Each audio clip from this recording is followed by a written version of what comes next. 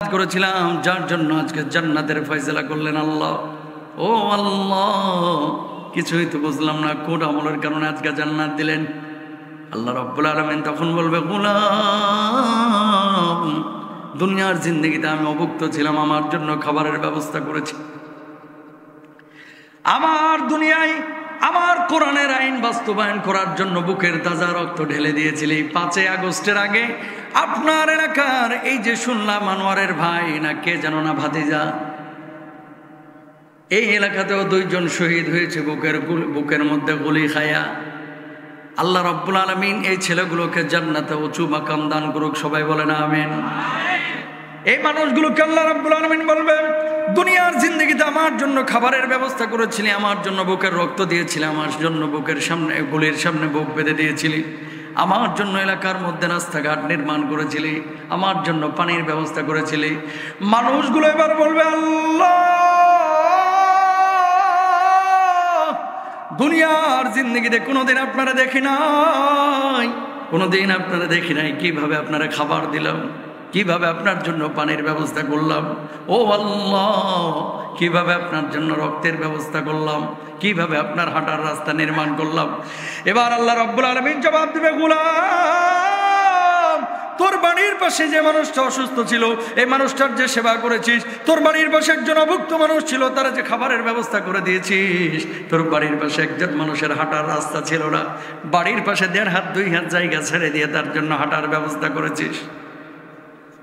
আমি আল্লাহর জন্য, আমার নবীর জন্য, আমার মান সম্মান রক্ষার জন্য দুনিয়ার জিন্দেগিতে নাস্তিক মুরতাদদের বিপক্ষে দাঁড়িয়েছিস, মিছিল করেছিস, মিটিং করেছিস, আল্লাহ আল্লাহ রাসূলের সম্মান ইজ্জত রক্ষার জন্য বুকের মধ্যে গুলি খেয়েছিস, ছররা গুলি তোর পিঠটা ঝাঁঝরা হয়ে গেছে।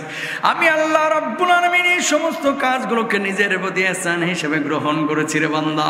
ওই মাখলুকের প্রতি ইহসানটাকে আমি আল্লাহ নিজের প্রতি ইহসান হিসেবে গ্রহণ করেছি।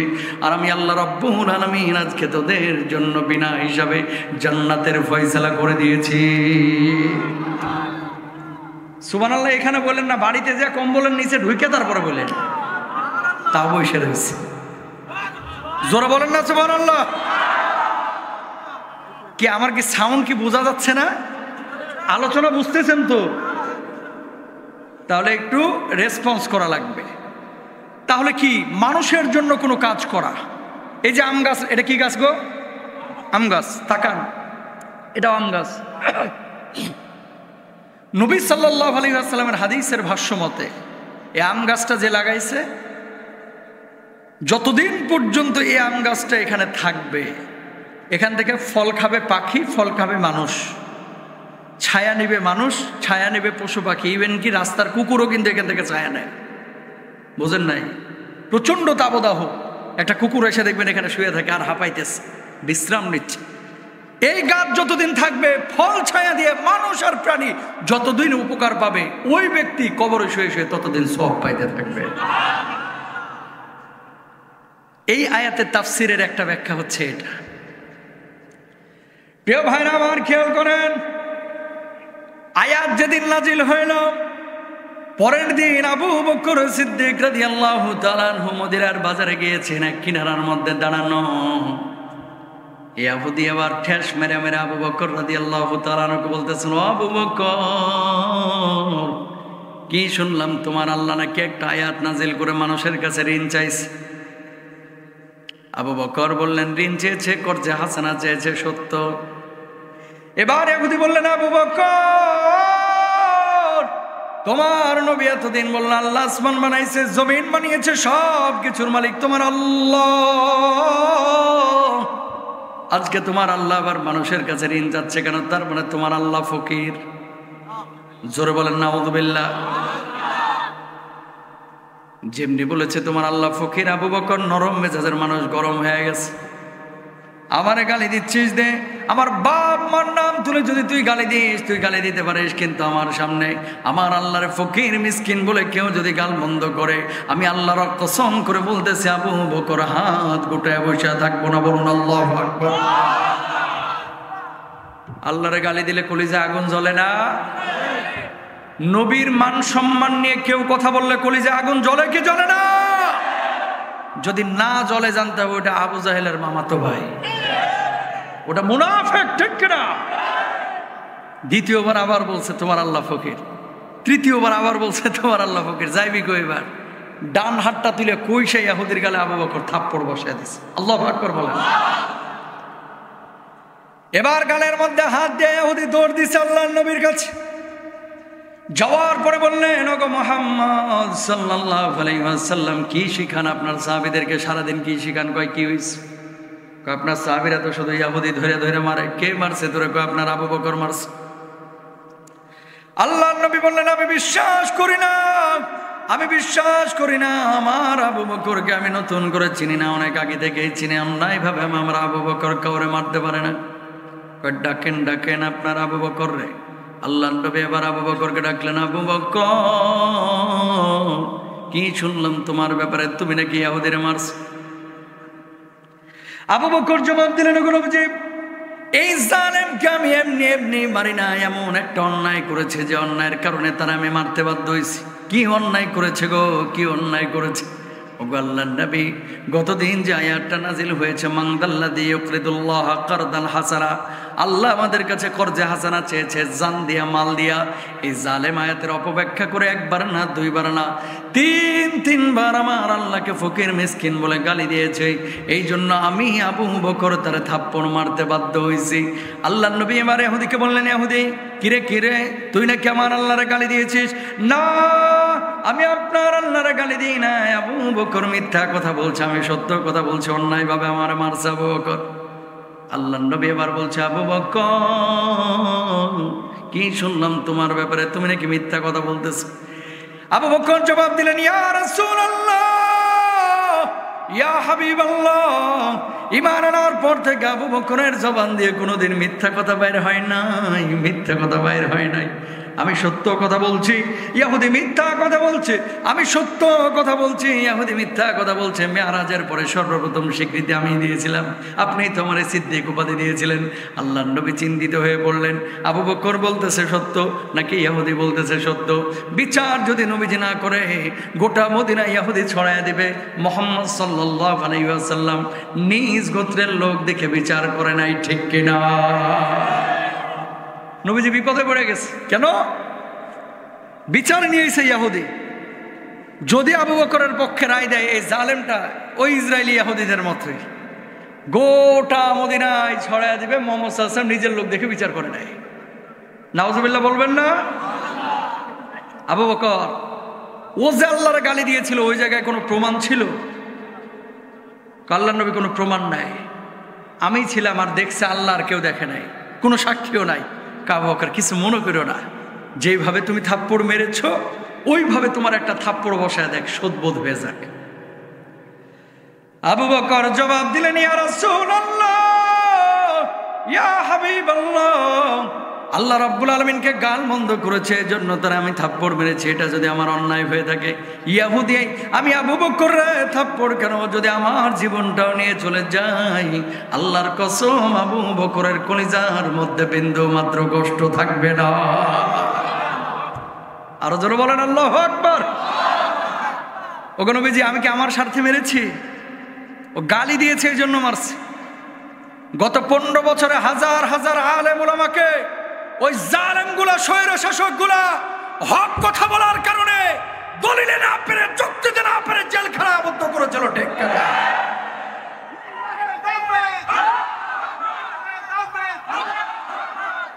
প্রিয় ভাইরা আমার, দেখেন, আল্লাহর নবী আমার ব্যক্তিগত স্বার্থে তো আমি ওরা মারি নাই, মারছি তো আল্লাহ আল্লাহ রাসূলের জন্য। এটা কি আমার অন্যায়? আবু বকর না, অন্যায় না, তবে ও তো স্বীকার করতেছে না। তুমি এত ঝামেলায় যাও না। দেখবেন কিছু কিছু সময় সন্তান অপরাধ করে, বাপ মা বলে, যা যা যা, মানলাম আমার ছেলে অপরাধ করছে, যা আমার ছেলে অপরাধ করছে। কেন? আপোষের জন্য। কিছু আছে না এলাকায়, মহিলা হোক পুরুষ হোক, ভাই যখন মুখ খারাপ করে যেন গালির ওপরে পিএইচডি করছে, কথা কয় না।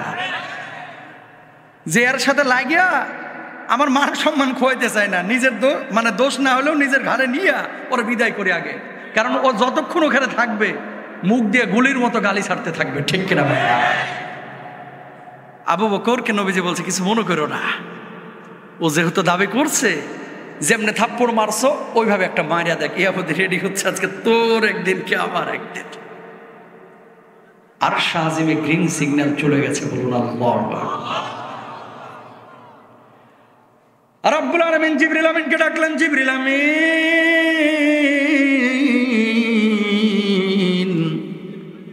দেখ দেখ দেখ, দুনিয়ার জিন্দেগিতে আমার হাবিব কি বিচার করছে, মুহূর্তের মধ্যে আমার হাবিবের কাছে গিয়ে হাজির হয়ে যার বল আবু বকরের গাল যেন ইহুদির হাতটা স্পর্শ না করে। আল্লাহু আকবার। আর গিয়ে বলবি, ওগো মুহাম্মদ সাল্লাল্লাহু আলাইহি ওয়াসাল্লাম, আবু বকরের পক্ষে দুনিয়ার কোনো সাক্ষীর প্রয়োজন নাই, আবু বকরের পক্ষে দুনিয়ার কোনো সাক্ষীর প্রয়োজন নাই, আবু বকরের পক্ষে স্বয়ং আমি আল্লাহ রাব্বুল আলামিন আর শাজিম থেকে সাক্ষী হয়ে গেলাম। একজন মানুষের পক্ষে সাক্ষী দিচ্ছেন কে? আরো জোরে বলেন কে? জিবরিল আমিনের তো আবার আল্লাহর আরশ থেকে, আসমান থেকে আসতে মোহাম্মদপুর বাজারে 6 মিনিটের জ্যামে বসে থাকতে হবে। চোখের পলক ফেলানোর আগে আল্লাহর নবী বিশ্বনবী সাল্লাল্লাহু আলাইহি ওয়াসাল্লামের কাছে জিবরিল আমিন এসে হাজির। ইয়া রাসূলুল্লাহ, কি বিচার আপনি করছেন? খবরদার খবরদার, ইহুদির হাত যেন আবু বকরের গালে স্পর্শ না করে। আল্লাহ কিন্তু সব কিছু দেখছেন। আল্লাহর নবীর বুঝতে বাকি রইল না। আর শাজিম থেকে ব্রেকিং নিউজ শুরু হয়ে গেছে, গ্রিন সিগন্যাল চলে এসেছে। ও ইহুদি, দাঁড়া দাঁড়া, আমার জিবরিল আমিন কি বলছে একটু শুনে নি, একটু শুনে নি। আল্লাহর নবী সাল্লাল্লাহু আলাইহি ওয়াসাল্লামকে জিবরিল আমিন বললেন, ওগো নবীজি, ইহুদি মিথ্যা কথা বলেছে, আবু বকর সত্য কথা বলেছে। আপনি সাক্ষী খুঁজছিলেন, আবু বকর বলেছে কেউ দেখে নাই। আবু বকরের পক্ষে দুনিয়ার কোনো সাক্ষীর প্রয়োজন নাই, স্বয়ং আল্লাহ রাব্বুল আলামিন আর শাজিম থেকে সাক্ষী হয়ে গেছেন। এই নেন আয়াত, 4 নম্বর পারা, 13 নম্বর পৃষ্ঠা, শুরুর অংশ। লাকাদ সামিআল্লাহু কাওলাল্লাযীনা ক্বালু ইন্নাল্লাহা ফাকীরুন ওয়া নাহনু আগনিয়া।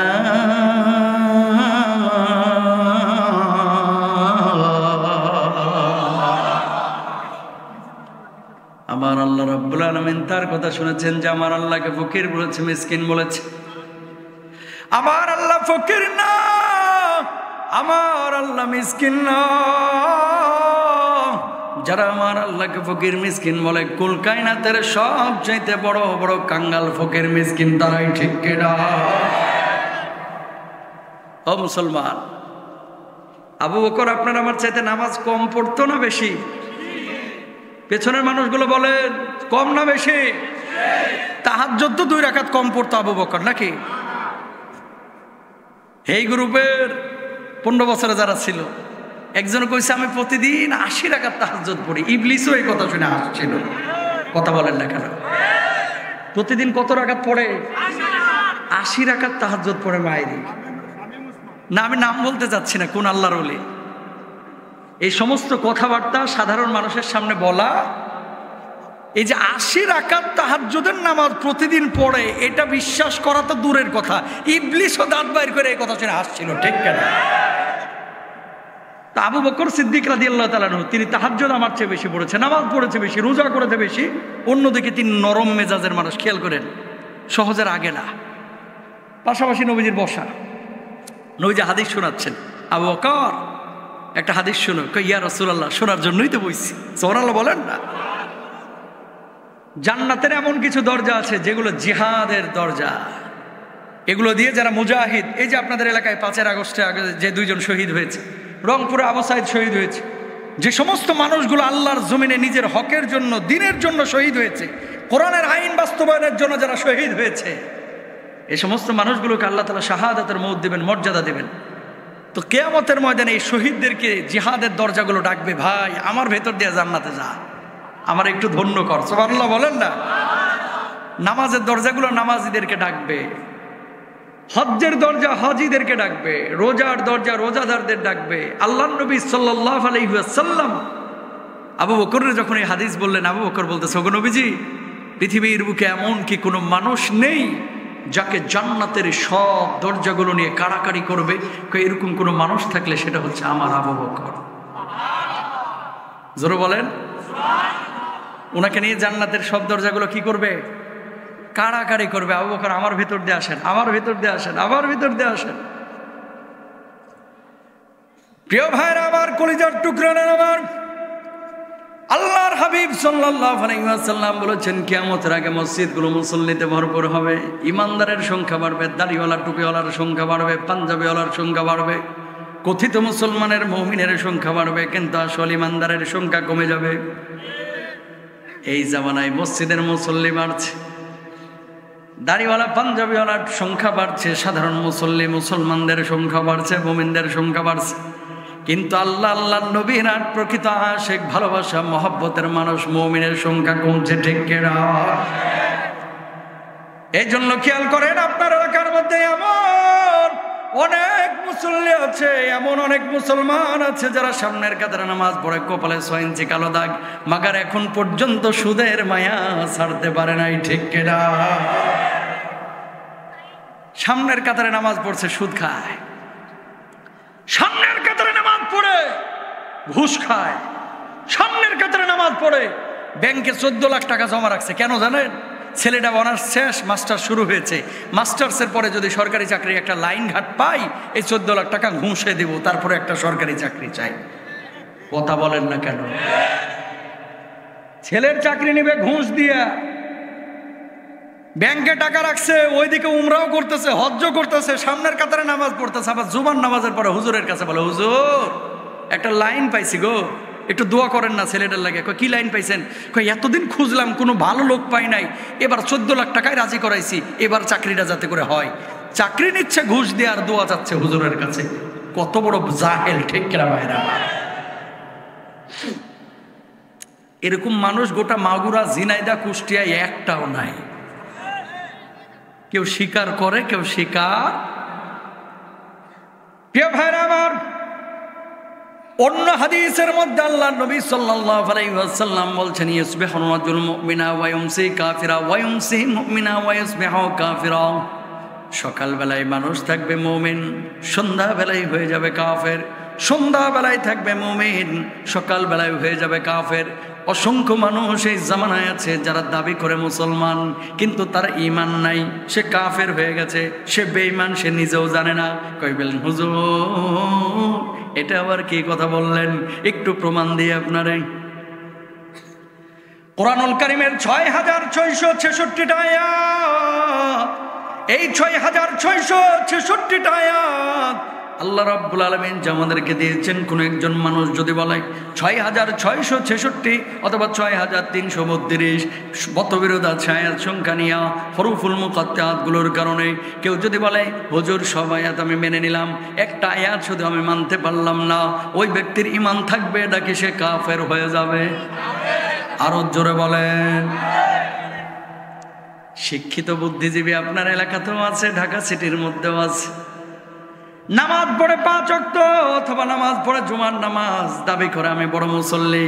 ওইদিকে আবার দেখেন ডারউইনের মতবাদ কেউ বিশ্বাস করে, মানুষকে আল্লাহ বানায় নাই, মানুষ এমনি এমনি হয়েছে, বানর থেকে মানুষ হয়েছে, লেজ পড়ে পশম পড়িয়া লাফাইতে লাফাইতে মানুষ হয়ে গেছে। তোর বাপ দাদা বানর থেকে হইতে পারে, আমাকে বাপ দাদা না, ঠিক কিনা? এরকম মানুষ আছে না নাই? প্রিয় ভাইরা আমার, কেউ যদি এটা বলে মানুষকে আল্লাহ বানায় নাই, মানুষ এমনি এমনি হয়েছে, ঈমান থাকবে না কাফের হয়ে যাবে? কেউ যদি বলে যে সূর্য আমাদেরকে আলো দেয়, এই সূর্য আমাদেরকে খাওয়ায়, ঈমান থাকবে না কাফের? কাফের হয়ে যাবে।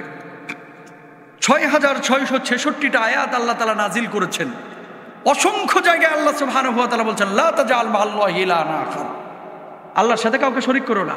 ওয়াবুদুল্লাহ ওয়ালা তুশরিকু বিহি শাইআ, আল্লাহর ইবাদত করো, আল্লাহর সাথে কাউকে শরীক করো না। ওয়া ক্বাদা রাব্বুকা আল্লা তা'বুদু ইল্লা ইয়্যা, আল্লাহরই ইবাদত করো, আর কারো ইবাদত করো না। এই জামানায় কিছু মানুষ কিসের ইবাদত? নামাজ, রোজা, হজ, যাকাতকেই খালি ইসলাম মনে করে, আবার ওইদিকে 500 টাকার জন্য চোরকে ভোটও দেয়। কথা বলে না কেন? কয়শো টাকা? আর সিঙ্গারা আর কোক, কথা বুঝেন নাই? 2টা সিঙ্গারা আর 1 ঢোক কোক, এটার জন্য জোহর থেকে আসর পর্যন্ত আমার নেতার চরিত্র ফুলের মতো পবিত্র, অথচ টিন একটাও ঠিক রাখে নাই, সবগুলো জালেমটা ভিজা খাইছে। ঠিক কিনা? তার মানে কি? দেখেন ওই লোকটাও কিন্তু মসজিদে নামাজ পড়ে, অথচ 2টা সিঙ্গারা আর 1 ঢোক কোকের লোভ সামলাইতে পারলো না। আর কিছু আল্লাহর ওলি পাবেন, ভোটের সময় আসলে এর কাছে যদি জামাত ইসলামের লোকজন যায়, কি বলেন হুজুর আপনাদেরকে ভোট না দিলে কাকে দিব? এরপর আইছে বিএনপির লোকজন, কারে ভাই আপনি আমার কলজার বাম পাশে আছেন, আপনারা না দিলে কারে দিব? এরা দেয় নাই টাকা, এরা আবার হয়তো দিচ্ছে ধরেন 500, এখান থেকে 500 খাইলো। জাতীয় পার্টির ওর কাছে 500, আওয়ামী লীগের ওর কাছে 500। ভোরবেলায় ফজরের আগে হিসাব করতেছে নামাজে যাওয়ার আগে, রাতে কামাইলাম কত, সব মিলে হয়েছে 1500, পকেটে ঢুকায় ফজরের নামাজে যাচ্ছে। হারাম খোর, তোর নামাজে একটাও কবুল হবে না। ঠিক সিঙ্গাড়ার লোভ সামলাইতে পারো না, কোকের লোভ সামলাইতে পারো না, মোহাম্মদপুর বাজার থরথর করে কাঁপায় ফেলাও মিছিল করতে করতে। আমার নেতার চরিত্র ফুলের মতো পবিত্র, নামাজ পড়ে না এক ওয়াক্ত। কথা বলেন ঠিক না? তিরমিজির হাদিস শুনেন, আল্লাহর হাবিব সাল্লাল্লাহু আলাইহি ওয়াসাল্লাম বলেছেন, কিয়ামতের আগে এমন কিছু লিডার বাইর হবে, লিডার ওয়া উকরিমার রাজুলু মাখাফাতা শাররিহি, লিডারগুলোকে মানুষ ভয় পায়া সম্মান করবে, ভালোবাসে না। বুঝলে বুঝ পাতা, না বুঝলে তেজ পাতা। কথা মারাত্মক। সামনে দিয়ে লিডার যে হাইটা যাচ্ছে, আসসালামু আলাইকুম স্যার, ভালো আছেন স্যার? স্যার আসতে কষ্ট হয়নি তো স্যার? স্যার আপনার বউ বাচ্চা ভালো আছে স্যার? মানে স্যার স্যার করতে করতে ওই যে কয়েকদিন আগে আপা চট করে ঢুকে যাওয়ার কথা ছিল না, দেখছেন ভিডিওটা? মানে 7 মিনিটে মনে হয় 52 বার বলছে আপা আপা আপা আপা আপা। আপনি নরম হইলে আমরা নরম হয়ে যায়, এত আপা আপা।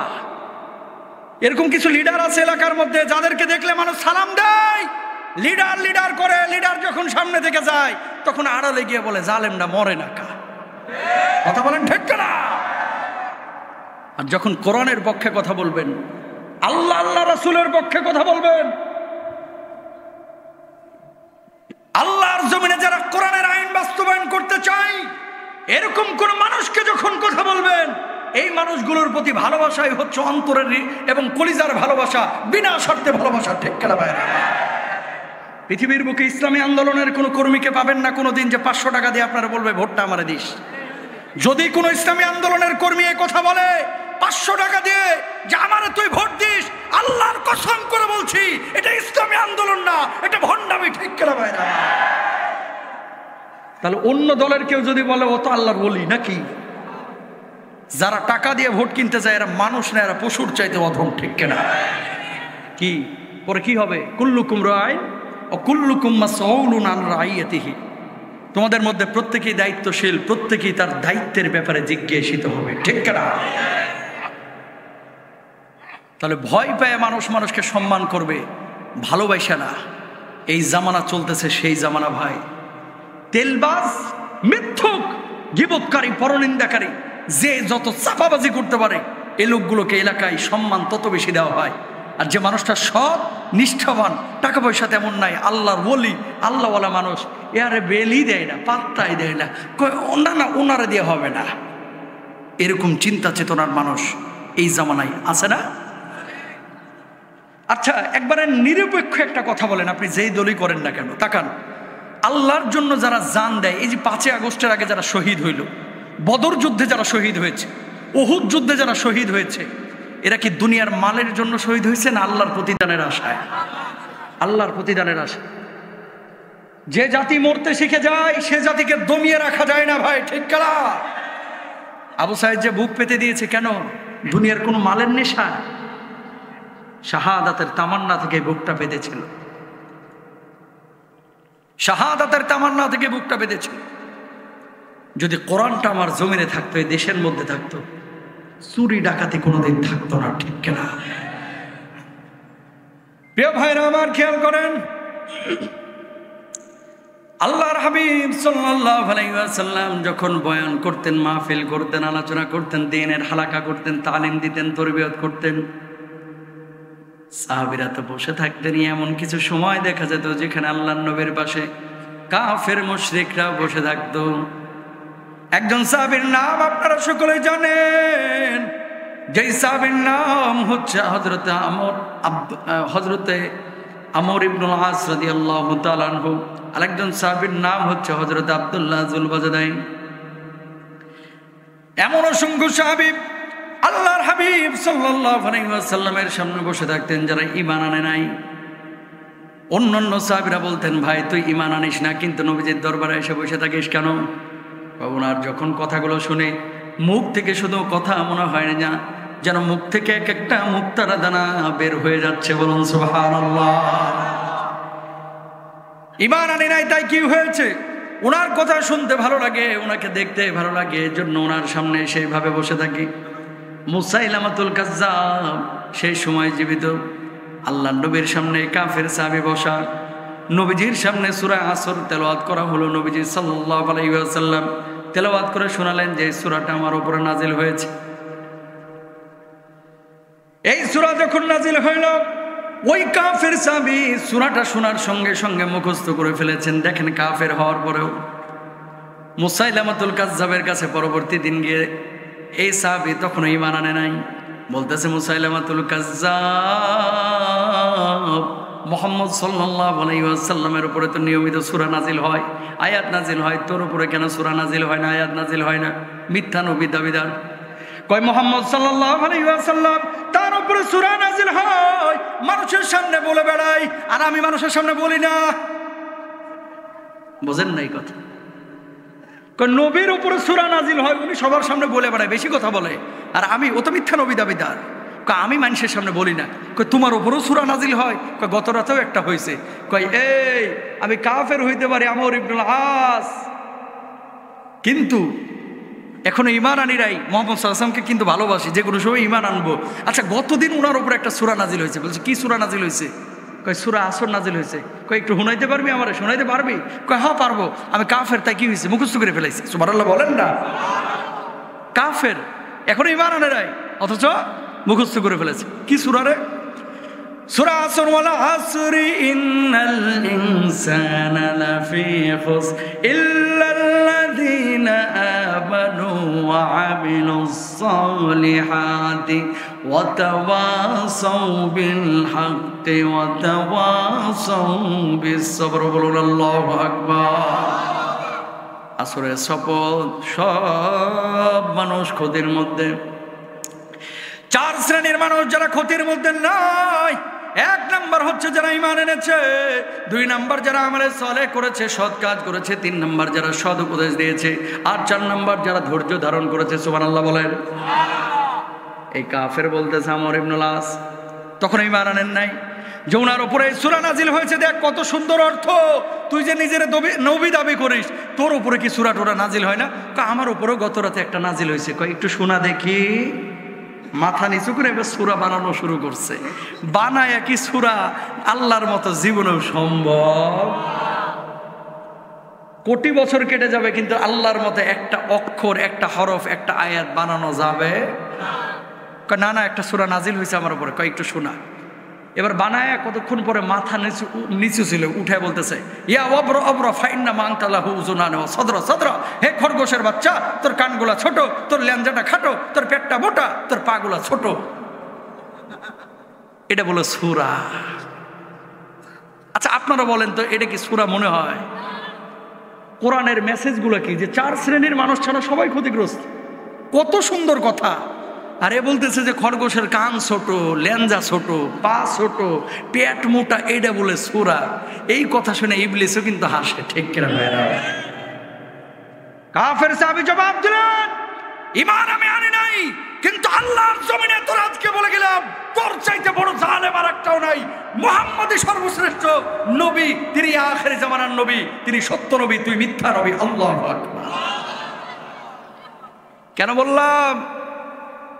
কাফের কাফের এখনো ঈমান আনে নাই, অথচ নবীজির পক্ষ নিয়ে আরেকজন কাফের সামনে বুক ফুলায়া রাইগা গেছে, কলিজা আগুন জ্বলে উঠছে, যে তুই মিথ্যা কথা বলতেছিস।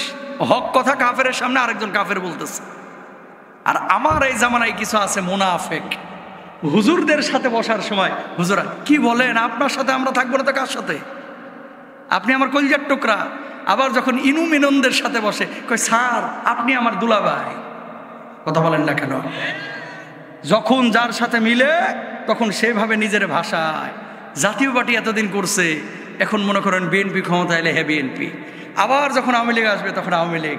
আবার চেতনা চলে এসেছিল নিজের অধিকারের জন্য, নিজের অধিকার রক্ষায় যারা জীবন দিবে, আল্লাহর নবী বলছে কিয়ামতের ময়দানে আল্লাহ তাআলা তাদেরকে শাহাদাতের মর্যাদা দিবে। সুবহানাল্লাহ বলেন না? ওমান মাতা ফিল হারিকি ওমান মাতা ফিল গরিকি ওমান মাতা ফিল মাবতুনি ওমান মাতা ফি সাবিলিল্লাহ ফাহুয়া শাহীদুন। আল্লাহু আকবার। পানিতে ডুবে কেউ মারা গেলে শহীদ, ভূমি ধসে কেউ মারা গেলে শহীদ, নিজের অধিকার রক্ষায় কেউ মারা গেলে শহীদ, পেটের পীড়ায় কেউ যদি মারা যায় শহীদ। সুবহানাল্লাহ বলেন। চাচার কাছে লালিত পালিত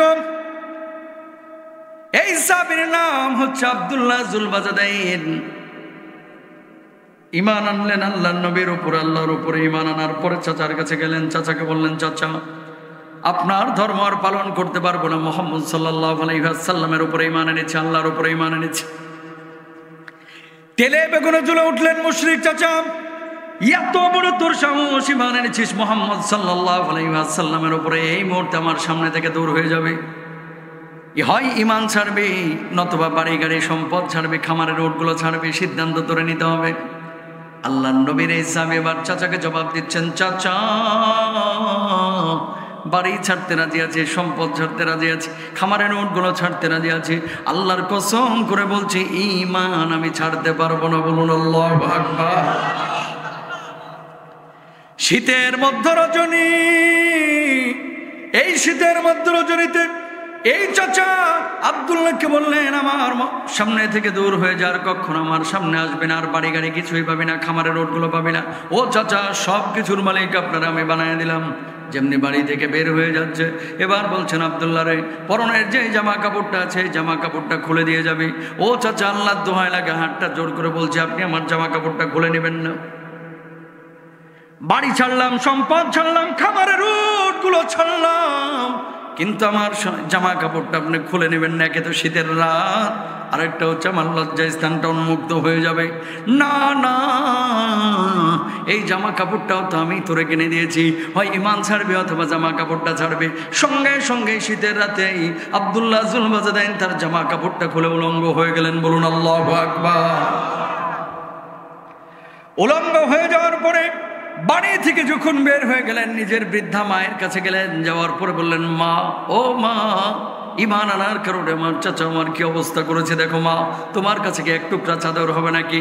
বুড়ি মা অসুস্থ অবস্থায় বিছানায় পড়েছিল, ছোট্ট এক টুকরা চাদর ছেড়ে দিয়েছে তাকে। কোনো মতো লজ্জায় স্থানটা রেখে আল্লাহর নবীর বাড়ির দিকে দিলেন দৌড়। আল্লাহর নবী তখন তাহাজ্জুদের নামাজের জন্য জাগ্রত হয়েছেন। নবীজি সালাম ফেরানোর পরে দেখতে পেলেন একজন যুবক আল্লাহর নবীর বাড়ির সামনে দাঁড়িয়ে থরথর থরথর করে কাঁপাকাঁপি করতেছে। আল্লাহর নবী বললেন, যুবক কি নাম তোমার, কি নাম তোমার? তো চিনলাম না। রাতের অন্ধকার আল্লাহর নবী তারা চিনতে পারেন নাই, চিনতে পারেন নাই। এবার যুবককে বললেন, যুবক কি নাম তোমার? যুবক তখন জবাব দিলেন, ইয়া রাসূলুল্লাহ, এই যে গতদিন ঈমান এনেছিলাম, ঈমান আনার কারণে আমার মুশরিক চাচা আমার কি অবস্থা করেছে দেখেন। আমার বাড়ি কেড়ে নিয়েছে, খামারের উটগুলো কেড়ে নিয়েছে, এমনকি পরনের পোশাকটা পর্যন্ত কেড়ে নিয়েছে। ওগো আল্লাহর নবী, দুনিয়ার সব কিছু ছেড়ে আজকে আপনার কাছে চলে এসেছি। আল্লাহর কসম সব কিছু বিসর্জন দিয়েছি, কিন্তু কলিজার ঈমান, আল্লাহর ঈমান, আপনার প্রতি ঈমান বিসর্জন দেই না। আল্লাহর নবীর চোখের মধ্যে পানি। আব্দুল্লাহ এই জায়গায় একটু দাঁড়া, আমি ঘরের মধ্যে থেকে আসতেছি। আল্লাহর নবী নিজের ব্যবহৃত ইয়ামানি ডোরা কাটা চাদরটা নিয়ে আসলেন। নিয়ে আসার পরে তার গায়ের উপরে ছড়াইয়া দিলেন, দিয়ে দিলেন। বললেন, আব্দুল্লাহ রে, এই চাদরের মালিক তোরে বানায় দিলাম। আব্দুল্লাহ খুশিতে একেবারে উদ্বেলিত হয়ে গেল। আল্লাহর নবী, আমি অত্যন্ত আনন্দিত, আপনি আমার চাদর দিয়েছেন। ওগো নবী, যে এই সময় আপনার কাছে একটা জিনিস চাবো, দিবেন নাকি? আল্লাহর নবী বললেন, আব্দুল্লাহ বল বল। আজকে তুই আমার কাছে যা চাইবি আমার সাধ্য মতো তোরে আমি সেটাই ব্যবস্থা করে দেবো। বল বল বল কি চাস? এবার আব্দুল্লাহ বললেন, ওগো নবীজি, শুনেছি শহীদদের মর্যাদা আল্লাহর কাছে অনেক উঁচু লেভেলের।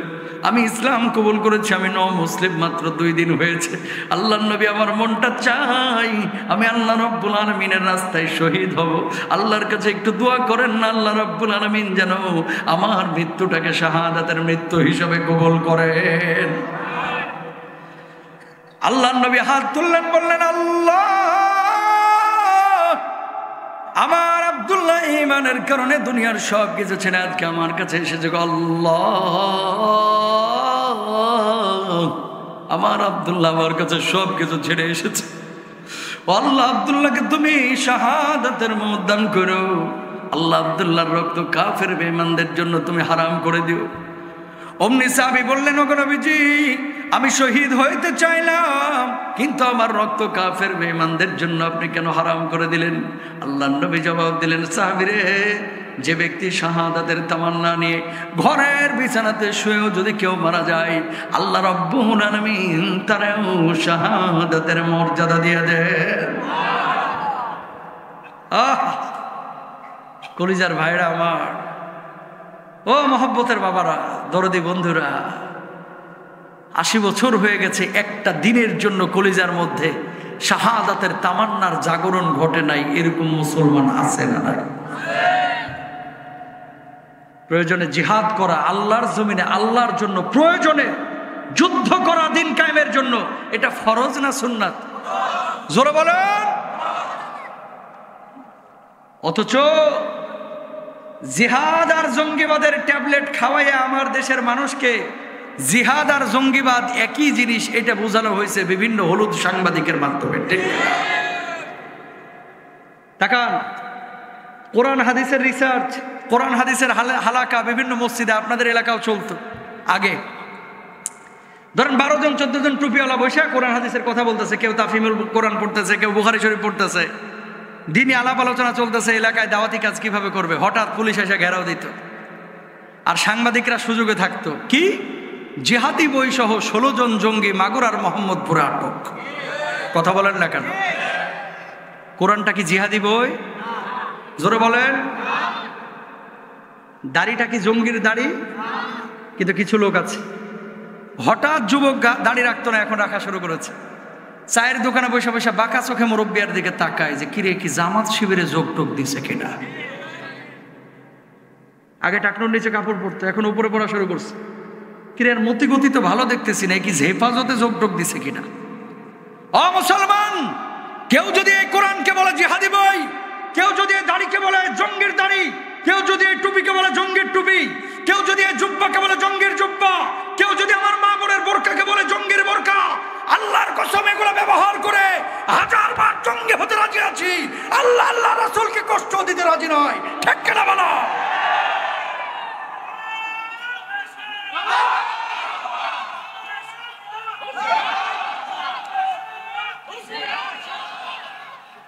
প্রিয় ভাইরা আমার, বি কেয়ারফুল। মানুষ শুধু মনে করে নামাজ পড়া, রোজা করা, হজ করা, যাকাত দেওয়া এটাই ইসলাম। যে আল্লাহ কোরআনে নামাজ ফরজ করেছে, ওই আল্লাহ কোরআনে সুদকে হারাম করেছে। কথা বলেন ঠিক কিনা? তো নামাজ পড়তেছেন, আরেকদিকে সুদ খান কিভাবে? এই এত কথা বলো না, সাইডে কোনো আওয়াজ করেন না। যে আল্লাহ নামাজ রোজাকে কোরআনে ফরজ করেছে, হজকে ফরজ করেছে, সে আল্লাহ বলেছে বান্দার হক নষ্ট করো না। সে আল্লাহ বলেছে আরেকজনকে ঠগায়ও না। সে আল্লাহ বলেছে ওজনে কম দিও না। সে আল্লাহ বলেছে যৌতুক নিও না। সে আল্লাহ বলেছে মোহরানা দিয়ে বউ আনো। সে আল্লাহ বলেছে চুরি করো না। সে আল্লাহ বলেছে মানুষের হক নিয়ে তামাশা করো না। সে আল্লাহ বলেছে নিয়ামতের শুকরিয়া আদায় করো। সে আল্লাহ বলেছে খবরদার আল্লাহর জমিনে আল্লাহর আইন ছাড়া মানব রচিত আইন নিয়ে তোমরা টানা হেঁচড়া করো না। আল্লাহর জমিনে যে আল্লাহ তোমারে পাঠাইছে সে আল্লাহর আইন বাস্তবায়ন করো। ঠিক কিনা? এই যে এতগুলো কথা বললাম, 7-8টা পয়েন্ট বললাম, এরকম কয়েক হাজার পয়েন্ট কোরআনুল কারিমে আছে যেটা আল্লাহ বলেছে একটা, আমরা করছি আর একটা। এই জন্য আল্লাহ তাআলা এদের ব্যাপারে বলছেন কি, খেয়াল করেন, আফাতুমিনুনা বিবাদিল কিতাবি ওয়া তাকফুরুনা বিবাদ। এরা কোরআনুল কারিমের কিছু আয়াত মানবে, কিছু আয়াত মানবে না। এই জামানার কিছু মুসলমান আমরা আছি, যেগুলো ভালো লাগে এগুলো মানে, যেটা ভালো লাগে না ওখানে চোখের টিনের চশমা লাগায়। এলাকায় তো একজনও যৌতুক নেয় না, চুপ করে বই রয়েছেন কা? নেয় কি নেয় না জোরে বলেন। তাহলে আল্লাহ বললো মোহরানা দিয়ে বউ নিয়ে আসো।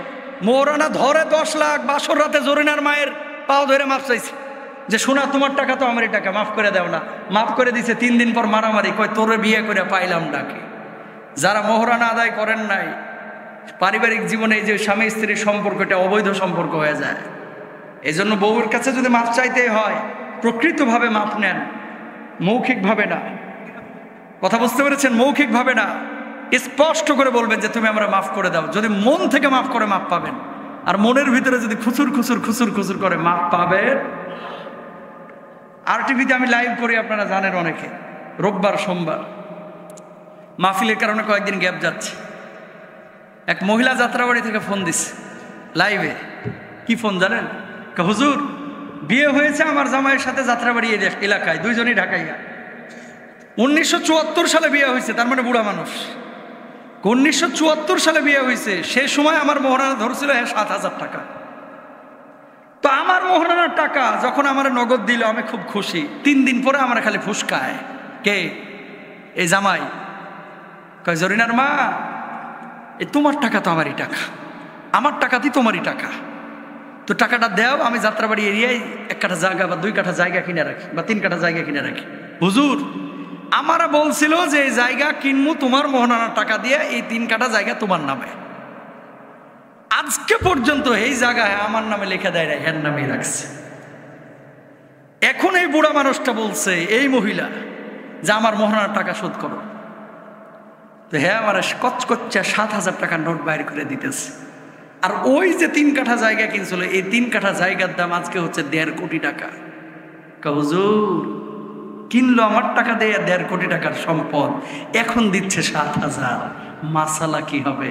আমি কই মাসালা একটাই আছে, বাঁশ কাটুন আর জামাইয়ের মাথা ভাই ভেঙ্গে হাঁটান। কথা বলেন না কেন? এরকম কিছু লোক আছে না? কিভাবে বউকে ফাঁকি দেওয়া যায়? এই মুরব্বি, যদি ওর টাকা দিয়ে তুমি জমি কিনে থাকো, মোহরানার এই টাকার বদলে ওর জমিটাই ফেরত দিতে হবে। ঠিক করে বাইরা কৌশল অবলম্বন করে নানান ভাবে হাতে খায় ফেলায়। তো কোরআনে আল্লাহ বললো মোহরানা দিয়ে বউ নিয়ে আস। আর এখনকার পোলাপান জামাই যদি ব্যাংকের চাকরি পাইছে, আর সরকারি চাকরি হলে তো কোনো কথাই নাই। মেয়ের বাপরা এখন জিজ্ঞেস করে না ছেলে নামাজ পড়ে কিনা, ছেলে কোরআন পড়তে পারে কিনা, ছেলে দিনদার কিনা, এইটা জিজ্ঞাসা না, ছেলে করে কি। যদি শুনছে সরকারি চাকরি, আর কোনো কথা নাই। ছেলের 3টা দাঁত না থাকুক, ফুকলা হলেও চলবে। কথা বলেন না কেন?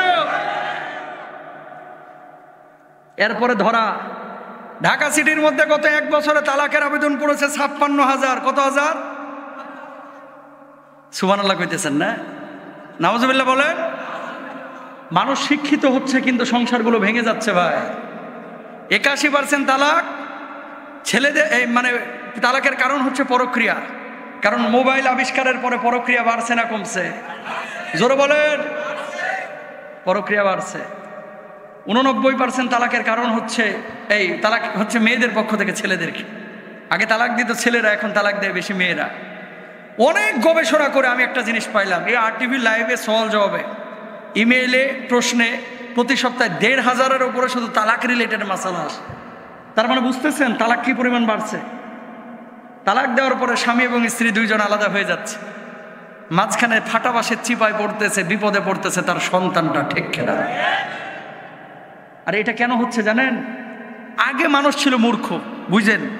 আপনার বাপ চাচারা, দাদারা মূর্খ ছিল, রাগারাগি হলে রাত্রে আবার মিল হয়ে যাইত। আর এখন হেডহোম কাজ করে, তুই অনার্স পাস, আমিও তো মাস্টার্স পাস।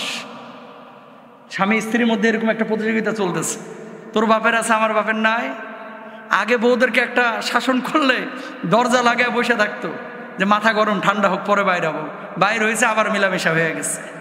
আর এখন আপনি একটা থাপ্পড় দিয়েন, আপনারা 2 ঘুষি মারবে, পরে আই খেলা হবে। কথা বুঝতে পেরেছেন? অনেক স্ত্রী আছে স্বামীর উপরে এরকম জুলুম করে, অত্যাচার করে, আছে না নাই? জোরে বলেন। স্ত্রীকে কোনো স্বামী মারবে না। স্বামী, যেই স্বামী স্ত্রীকে পিটায় স্বামী কাপুরুষ, কাপুরুষ। কোনো স্ত্রীকে মারবেন না। কারণ কারে মারতেছেন আপনি? আপনার ছেলের মাকে। আপনি আপনার বউকে মারতেছেন, কিন্তু আপনার ছেলে কিন্তু দেখতেছে। আপনার ছেলে বুঝবে যে আমার মাকে মারতেছে। মাকে মারলে আপনার যেমন কলিজা আগুন জ্বলে উঠবে, ওই ছেলেটার মাকে মারলে বাবা হইলেও আপনার ওই ছেলের বুকে আগুন জ্বলে উঠবে। এই জন্য কখনো বাপ মাকে মারবেন না, স্বামী কখনো স্ত্রীকে মারবেন না। এটা কাপুরুষতা, ইনশাল্লাহ বলেন। আর কোন স্ত্রী যদি স্বামীকে মারে, কি এত ফরফরায় জান্নাতে চলে যাবে? জান্নাতে না জাহান্নামে? আম্মা জান আয়েশা সিদ্দিকা রাদিয়াল্লাহু তাআলা আনহা নবীজির পাশে বসা, কি মহব্বত! তাকান, ঘরে নবীজি ঢুকেছেন, দেখে যে আম্মা জান আয়েশা সিদ্দিকা রাদিয়াল্লাহু তাআলা আনহা কি যেন খাচ্ছেন। গ্লাসে পানি, আয়েশা আমার জন্য একটু পানি রেখো। কতক্ষণ পরে নবীজি আয়েশা বলতেছে, আয়েশা কোন গ্লাসে পানি পান করছো? এই গ্লাস। গ্লাসের কোন জায়গায় মুখটা লাগাইছো? ঠিক ওই জায়গায় নবীজি মুখটা লাগায় পানি পান করছেন। সুবহানাল্লাহ বলেন। আর আমাদের মহব্বত কোথায়? পিরিতি উগলায় উঠে বিয়ের আগে, বিয়ের পরে না। চুপ করে বসে রয়েছে। সত্য না মিথ্যা জোরে বলেন? যখন প্রেম টেম করে, হায় রে প্রেম হারাম তোমার জন্য বিয়ের আগে প্রেম করা, গার্লফ্রেন্ড করা, বয়ফ্রেন্ড করা। ইয়াস্তাহিল্লুনাল হিরা ওয়াল হারিরা ওয়াল খামরা ওয়াল মাআজিব। নবীজি বলেছেন হাদিসের মধ্যে, কিয়ামতের আগে আমার উম্মতের এক শ্রেণীর উম্মত যারা জেনা ব্যভিচারকে হালাল মনে করবে, প্রেমকে হালাল মনে করবে, অবৈধ রিলেশনকে হারাম মনে করবে, হালাল মনে করবে, মদ পানকে হালাল মনে করবে, ঢোল তবলাকে হালাল মনে করবে। এই জামানা চলতেছে, সেই জামানা ঠিক কিনা? বয়স হয়ে গেছে 33 বছর, বাপকে বলতেছে বিয়ে দেন না কেন? কয় বয়স আর কত হইলো, নিজের পায়ে দাঁড়াক, বিয়ে দিয়ে হ্যাঁ দাঁত পড়ার পরে। বিয়ে সহজ করবেন, মুরব্বীরা মাইন্ড করেন না, কষ্ট নিয়েন না। কেন বলতেছে এই কথাটা? বিয়ে যেই সমাজে সহজ হবে, জেনা সেই সমাজে কঠিন হয়ে যাবে, ঠিক কিনা? বিয়ে কঠিন করবেন, জেনার পথ উন্মুক্ত হবে। আর জেনার পথ উন্মুক্ত হলে সমাজের মধ্যে, পরিবারের মধ্যে, রাষ্ট্রের মধ্যে আযাব আসবে কার পক্ষ থেকে? জোরে বলেন তো।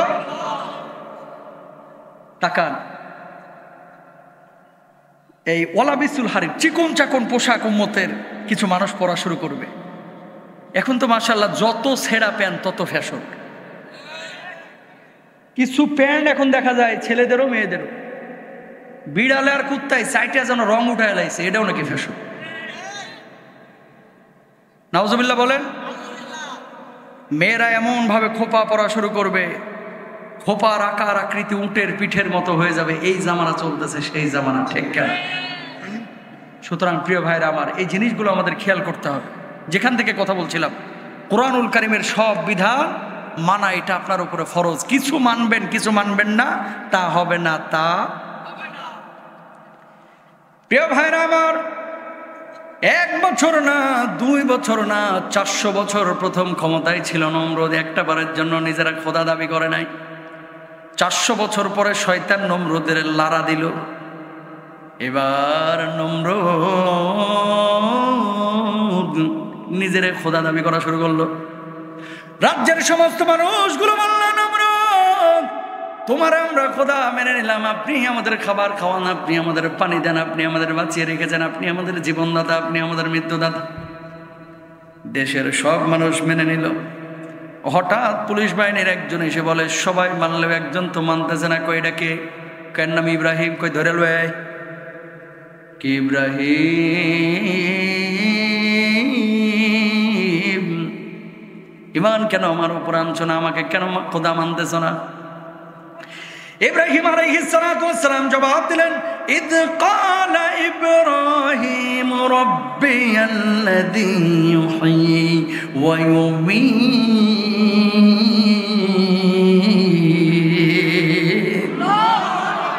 আমার আল্লাহ তো সেই আল্লাহ যিনি জীবন দান করেন, যিনি মৃত্যু দান করেন।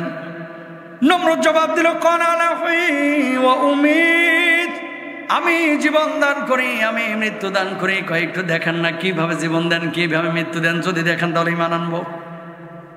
নমরুদ এবার জেলখানা থেকে 2 জন কয়েদি বাইর করে আনার জন্য পুলিশ বাহিনীকে আদেশ করলো। 2 জন কয়েদি নিয়ে আসার পর একজনের জামিনে মুক্ত করে দিল। কয় দেখো আমি জীবন দিলাম। আরেকজনরে হত্যা করলো। কয় দেখো আমি মৃত্যু ঘটাইলাম। ও প্রিয় ভাইয়েরা আমার, আপনারা নিশ্চয় বুঝেছেন, জেলখানা থেকে মুক্ত করে জেলখানা একজন একজন মানুষের জীবন নেই, এটাকে জীবন দেওয়া মৃত্যু দেওয়া বলে না, এটাকে বলে ভণ্ডামি, ঠিক কিনা? ইব্রাহিম আলাইহিস সালাম মুচকি মুচকি আসে যে এটারে কই জীবন দেওয়া মৃত্যু দেওয়া, আর আমার জীবন আমার মৃত্যু দিয়েছেন কে? নমরুদ, মানলাম তুমি জীবন দিয়েছো, তুমি মৃত্যু দিয়েছো। আচ্ছা নমরুদ, আর একটা কাজ করে দেখাও দেখি, যদি এটাকে দেখাইতে পারো তাহলে ঈমান আনবো। কয় বলো কি করতে হবে, আমি তাই করব। قال إبراهيم فإن الله يأتي بالشمس من المشرق فأت بها من المغرب فبهت الذي كفر الله أكبر। সূর্য তো প্রতিদিন পশ্চিম দিক পূর্ব দিক থেকে উঠে পশ্চিম দিকে ডুবে। ও নমরুদ, আজকে সূর্যটা তুমি, কালকে সূর্যটা তুমি পশ্চিম দিক থেকে তুলে পূর্ব দিকে ডুবাও। ফাবহিতাল্লাযী কাফার, থতমত খেয়ে গেল এবার নমরুদ। না, এটা পারতাম না। যখন কোনো জবাব নাই, কয় মানলে মান, না হলে কিন্তু জেলে ঢুকামো, আগুনে নিক্ষেপ করব। 15 বছরে এরকম কিছু জালেম ছিল নমরুদের মতো, দলিলে পারে না, যুক্তিতে পারে না, মিথ্যা মামলা দিয়ে খালি হুজুর ধর আর জেলে ঢোকা, ঠিক কিনা? দলিলে নাই, যুক্তিতে নাই, কোন ধরনের রেফারেন্সে নাই, কিচ্ছু পারে না। কি হয়? চাপার জোরে। দলিল একটা আছে, লাকুম দীনুকুম ওয়ালিয়া দিন। বুঝেন নাই কথা? হাগার মাসলা, মুতার মাসালা, বিবাহের মাসালা, সব জায়গায় লাকুম দীনুকুম ওয়ালিয়া দিন। দলিল একটাই, যার যার ধর্ম তার কাছে। এরকম কিছু বামরাম ছাগল এই বাংলার জমিনে ছিল, এখনো আছে, ঠিক কিনা? ও ভাই, মানলে মানেন পুরোটা, না মানলে অর্ধেক মুসলমান, অর্ধেক হিন্দু, অর্ধেক খ্রিস্টান হওয়া, এই দিয়ে আল্লাহর জান্নাতে যাওয়া যাবে না, জান্নাতের গন্ধও পাওয়া যাবে না, ঠিক কিনা? পুরোটা মানতে হবে। আংশিক ইসলাম বলে কিছু নেই। দুঃখে কলিজাটা ফেটে যায় ভাই, কলিজাটা ফেটে যায়। হিন্দু ধর্ম হিন্দু পালন করুক, এটা স্বাধীনতা তাকে দিয়েছে ইসলাম। আপনার দায়িত্ব হচ্ছে তাকে বুঝানো। খ্রিস্টানের ধর্ম পালন করুক, আপনার দায়িত্ব হচ্ছে তাকে বুঝানো। কিন্তু অনেক মুসলমানের বাচ্চা আছে পূজার সময় গিয়ে হিন্দুদের মন্দিরে নাচানাচি করে, ঠিক কিনা? ও মুসলমান, তোমাকে একটা কথা বলি, তুমি যে জুমার নামাজ পড়ো, কয়জন হিন্দু তোমার জুমা মসজিদে আসে? একজনও দেখাইতে পারবা? তাহলে কোরবানির দিন হিন্দুরা গরুর পাশে দাঁড়ায় থাকে গোল হয়ে, নাকি? সবে কদরে, সবে বরাতে, সবে কদরে হিন্দু খ্রিস্টান নাই, সবে বরাতে হিন্দু খ্রিস্টান নাই, কোরবানি ঈদে কোরবানির সময় হিন্দু খ্রিস্টান নাই। তুমি জুমা পড়ো, জুমার মসজিদের সামনে কোনো হিন্দু খ্রিস্টান নাই। আর তুমি মুসলমান হয়ে, সর্বশ্রেষ্ঠ ধর্মের অনুসারী হয়ে তুমি হিন্দুর মন্দিরে যাও, খ্রিস্টানের মন্দিরে যাও, সেখানে যে তুমি যে নাচানাচি করো, আল্লাহর কসম তোমার চাইতে বড় জালেম আল্লাহর জমিনে একটাও নাই। কোন মুসলমান তাদের কোনো উপাসনালয়ে যাইতে পারে না। কেন পারবে না? আল্লাহ সুবহানাহু ওয়া তাআলা কি বলছেন? ইন্নাদ-দীনা ইনদাল্লাহিল ইসলাম। আল্লাহর কাছে মনোনীত একমাত্র জীবন ব্যবস্থা সেটা হচ্ছে ইসলাম। প্রিয় ভাইরা আমার, যেখান থেকে এই কথাটা আসলো, আল্লাহর জন্য জান দেওয়া, আল্লাহর জন্য মাল দেওয়া, আল্লাহর জন্য জান মাল। ওই যে সাহাবী ঈমান আনলেন, আল্লাহর নবী চাদর পরায় দিলেন, বললেন তুই তোর বাড়িতে গিয়ে থাক, এই মসজিদে নববীর পাশে গরিব সাহাবীদের সঙ্গে গিয়ে থাক। কয়েকদিন পরে তাবুকের যুদ্ধের ডাক পড়েছে। ওই যে আব্দুল্লাহ জুলবাজেদাইন চাচার কাছ থেকে যে আল্লাহর নবীর কাছে আসলো, ইসলাম কবুলের পরে এবার নবীজি বলছেন গরিব সাহাবীদের সঙ্গে থাকা শুরু কর। কয়েকদিন পরে তাবুকের যুদ্ধের ডাক পড়েছে, সমস্ত সাহাবীদের সঙ্গে সামিও গিয়েছেন জিহাদের ময়দানে। তখনও যুদ্ধ শুরু হয় না, হঠাৎ জ্বরে আক্রান্ত হয়ে দুনিয়া থেকে বিদায় নিয়ে চলে গেলেন। আল্লাহর নবী তখনও জানেন না। আবু বকর সিদ্দিক রাদিয়াল্লাহু তাআলা আনহুর লাশটাকে যখন গোসল দিচ্ছেন, আল্লাহর নবী ওই তাঁবুর পাশ দিয়ে হেঁটে যাচ্ছে। ও আবু বকর, কার লাশ তোমরা গোসল দিচ্ছ, কার লাশ গোসল দিচ্ছ? ও গো আল্লাহর নবী, আপনারা বলা হয় নাই এই যে কয়েকদিন আগে ইসলাম কবুল করেছিল আপনার কলিজার টুকরা সাহাবী আব্দুল্লাহ জুলবাজাদাইন দুনিয়া থেকে বিদায় নিয়ে চলে গেছে। নবীজির মনটা খারাপ হয়ে গেল, নবীজি ফুপিয়ে ফুপিয়ে কাঁদতেছেন, চোখ দিয়ে টপ টপ করে পানি পড়তেছে। আল্লাহর নবী বললেন, ওর গোসল দিচ্ছ ভালো কথা, খবরদার আব্দুল্লাহর জানাজার নামাজের ইমামতি কেউ করবা না। আবু বকর বললেন, ইয়া রাসূলুল্লাহ, এমন কথাতে কোনো সাহাবীর ব্যাপারে আপনি কখনো বলেন না। কেন তার জানাজার নামাজ আমরা পড়াবো না? আল্লাহর হাবিব সাল্লাল্লাহু আলাইহি ওয়াসাল্লাম বললেন, আমার আব্দুল্লাহর জানাজার নামাজের ইমামতি আমি নবী নিজেই করব। আল্লাহর নবী জানাজার নামাজ পড়াইলেন, সাহাবীরা এবার দৌড় দিয়েছেন কবরের মধ্যে নামার জন্য। আল্লাহর নবী বললেন, কেউ কবরে নামবি না, কেউ কবরে নামবে না, আমার আব্দুল্লাহর কবরের মধ্যে আমি নবী নিজেই নামবো। আবু বকর এ পাশে নামো, ওমর তুমি এ পাশে নামো। একটা কবর, পৃথিবীর শ্রেষ্ঠ 3 জন মানুষ সেই কবরের মধ্যে। আল্লাহর নবী বললেন, লাশটা আমার হাতে দাও। লাশটা নবীজি হাতের মধ্যে নিয়ে আকাশের দিকে উঠায় বলতেছে, আল্লাহকে ইশারা করে, ও আল্লাহ, আমার আব্দুল্লাহর উপরে আমি খুশি হয়ে গেছি। আল্লাহ তুমি আব্দুল্লাহর উপরে খুশি হয়ে যাও, বলুন আল্লাহু আকবার। দাফনের পরে সব সাহাবীরা নিজ নিজ তাঁবুতে চলে গেছে, কিন্তু আবু বকর যায় না। কবরের পাশে বসে কবরের উপরে তিনি থাবা দিচ্ছেন, থাপ্পড় বসাচ্ছেন। অন্য সাহাবী বলছেন, আবু বকর, কেন আপনি কবরের উপরে এইভাবে থাপ্পড় মারতেছেন? আবু বকর জবাব দিলেন, কি কপাল নিয়ে জন্ম নিয়েছিলি রে, মাত্র কয়েকদিন আগে ঈমান এনেছিস, ঈমান আনার পরে শহীদ হইলি, জ্বরে আক্রান্ত হয়ে দুনিয়া থেকে বিদায় নিলি। আল্লাহ রাব্বুল আলামিনকে নবীজি তোকে সাক্ষী রেখে বলতেছে, তোর দিকে ইশারা করে বলতেছে, আল্লাহ আমি এর উপরে খুশি আছি, তুমি খুশি হয়ে যাও। আমি আবু বকরের লাশটা আব্দুল্লাহর লাশের জায়গায় কেন হইল না, এই জন্য আমি আবু বকর কবরের উপরে এভাবে আক্ষেপের থাপ্পড় মারছি। বলুন সুবহানাল্লাহ। ও মুসলমান, ঈমান আনছে মাত্র 2 দিন হয়েছে, এখনই শাহাদাতের তামান্না কলিজার মধ্যে ঢুকে গেছে। আর আপনার আমার কি অবস্থা? 70 বছর, 80 বছর, 40 বছর, 50 বছর এই জমিনে দিন কায়েমের জন্য, কোরআনের আইন বাস্তবায়নের জন্য প্রয়োজনে বুকের রক্ত দেওয়া, প্রয়োজনে বুকটা আল্লাহর জন্য গুলির সামনে পেতে দেওয়া, এরকম মানসিকতা অনেক মানুষেরই এখনো তৈরি হয় নাই। ঠিক কেনা ভাইরা? আবারও বলি, জিহাদ আর জঙ্গিবাদ কিন্তু এক জিনিস না। নামাজ পড়া যেমন আল্লাহ ফরজ করেছেন, জিহাদ করা আল্লাহ রাব্বুল আলামিন তেমনই ফরজ করেছেন। সময় আছে। হুজুর মাদ্রাসে আসেন? হ্যাঁ, ওখানে হুজুর আসে নাই? কোথায় আছে একটু জিজ্ঞেস করেন তো। টাইম খেয়াল রাখতে হবে তো, বুঝেন নাই? টাইম খেয়াল রাখতে হবে, টাইম। কোথায় আছে এখন?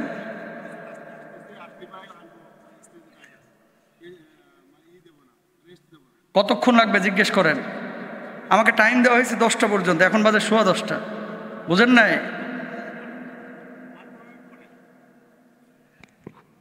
প্রিয় ভাইরা আমার, আমি এই বছর এই প্রথম এশার পরে বয়ান করতেছি। এশার পরে কোথাও আমি মাহফিল নিই না। আপনাদের খালি মহব্বত করে জানোয়ার আর ওই যে ইমরান ভাই, আমি ডেটটা দিচ্ছি। এশার পরে মাহফিল নিলেই একটা ভেজাল। হুজুর হচ্ছে তখন অটো গাড়ির মতো চলে, কখন আসবে হুজুর তারপরে ছাড়বেন। এখন 12টায় আসুক, আপনি চালান, মেশিং না। যাই হোক, আর টাইম আমি তো একটা প্রিপারেশন নিয়ে আসছি যে কি আলোচনা করব।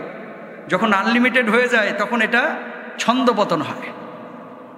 আল্লাহ আমাদেরকে সহজ করুক। সবাই বলেন আমিন, আরো জোরে বলেন আমিন। প্রিয় ভাইরা আমার, তাহলে আল্লাহর জন্য জান দেওয়া, আল্লাহর জন্য মাল দেওয়া। এবার আসেন, জান আর মাল দেওয়ার ক্ষেত্রে আপনার প্রথমত আকীদাটা ঠিক রাখতে হবে, আপনার ঈমানটা বিশুদ্ধ করতে হবে। ঈমান যদি বিশুদ্ধ না হয়, আল্লাহর জন্য যদি জীবন আপনি দেন, ধরেন ঈমান নাই, আপনি মুশরিক, আপনি কাফের। কাফের হয়ে কেউ যদি জীবন দিয়ে দেয়, ভারতে দেয় না অনেকে, বাংলাদেশে অনেক মুসলিম জীবন দেয় না, ও কি শাহাদাতের মর্যাদা পাবে? না। তাহলে আমাদের ঈমানটাকে আগে ঠিক রাখতে হবে, বিশুদ্ধ ঈমান রাখতে হবে। কোরআন যদি আল্লাহর জমিনে থাকে, আল্লাহর জমিনে কোরআন থাকলে অনেক লাভ। আমি জানি না 2-3 বছর আগে আসার সময় এ কথাটা বলেছিলাম কিনা, যে উজবেকিস্তান সফরের সময় ইমাম বুখারী রাহিমাহুল্লাহর কবরটা জিয়ারত করে আমি সামারকান্দে আসলাম। জোহরের নামাজ পড়ার জন্য এক মসজিদের মধ্যে ঢুকেছি। ঢোকার পরে দেখতে পাইলাম সমস্ত মুসল্লিরা মোবাইল ফোন, মানি ব্যাগ পেছনে রেখে সামনে নামাজ আদায় করতেছে।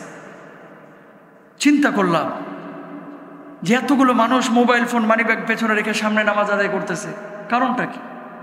কারণটা কি? নামাজের পরে বুঝলাম যে আসলে নামাজে খুশু নষ্ট হবে। এই জন্য পেছনে মোবাইল ফোন মানিব্যাগ রেখে সবাই সামনে নামাজ আদায় করতেছে। আল্লাহু আকবার বলেন। আর আমার দেশের অবস্থা কি? অ্যাপেক্স বা বাটা জুতা নিয়ে কেউ যদি মসজিদে যায়, ও রুকুতে সেজদায় খালি বাটা বাটা করে, যে পেছনে জুতাটা আছে কিনা। কথা বলেন না কেন? পেছনে জুতাটা নিরাপদে আছে কিনা? আমার দেশের মধ্যে মসজিদে জুতা নিরাপদ না, বাথরুমে বদনা নিরাপদ না, আমার দেশের মধ্যে মোবাইল মানিব্যাগ নিরাপদ না। ওই দেশে কেউ মোবাইল ফোন পেছনে হাত দেয় না, কেউ মোবাইল ফোন মানিব্যাগের দিকে তাকায়ও না। আল্লাহু আকবার সবাই বলে।